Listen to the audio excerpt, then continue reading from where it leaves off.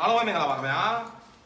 ကျွန်တော်တို့ဒီ10လပိုင်းပြည့်နေ့2025မှာကျွန်တော်ရဲ့တန်းခွဲအသစ်လေး session လေးပြန်စပါမယ်เนาะအဲ့တော့ကျွန်တော်တို့သင်တန်းကြီးကတော့ကျွန်တော်တို့အရင်တိုင်းပါပဲเนาะကျွန်တော်ဟိုခဏခဏမီးနေကြတယ်ဒီပုံမှန်ဝါးတွေပေါ့เนาะသင်တန်းကြီးတော့ကျွန်တော်တို့ကကြားမှာဘာသာဆိုကျွန်တော်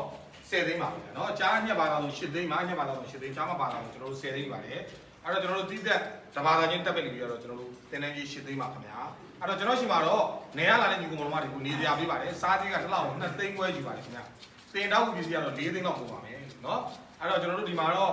ဟိုတင်တဲ့ကာလ4လောက်4ကတည်းကတက်တဲ့ဒီလေးပါလေเนาะတင်တန်းပြီးနေကျွန်တော်တို့အလုပ်ကိုထည့်ပေးပါလေเนาะအဲ့တော့တင်တန်းတက်မဲ့ညီကောင်မတွေကကျူးသားပြီးတော့ယူသားရင်ကျွန်တော်တို့အလုပ်ထည့်ပေးပါလေเนาะအဲ့တော့အလုပ်တွေကတော့ကျွန်တော်တို့မှာအစဉ်သင်းရှိပါတယ်နောက်တစ်ခါကျတော့ကျွန်တော်တို့ဒီတင်တန်းကာလ4လမှာလည်း4လနဲ့မနဲ့တက်တဲ့ဒီတင်ရမှာဖြစ်တယ်ကျွန်တော်သင်ခန်းစာတွေပြီးအောင်တင်ဖို့လည်းလိုအပ်ပါတယ်เนาะဒီမှာဒါတင်တဲ့တက်နေတဲ့တပည့်တွေပေါ့เนาะတစ်ပတ်တစ်ခါအောက်လို့ထွက်ပြီးတော့တစ်လကို4ချိန်တင်တဲ့ကာလ4လမှာ16ချိန်တော့လူကောင်းကိုကျွန်တော်တို့အချိန်ချင်းခါကယာနဲ့ချီညှက်ထားတယ်နီးစနစ်မှန်မှန်နဲ့တိကျတင်ပေးပြီးတော့ထွေးပြီးပါတယ်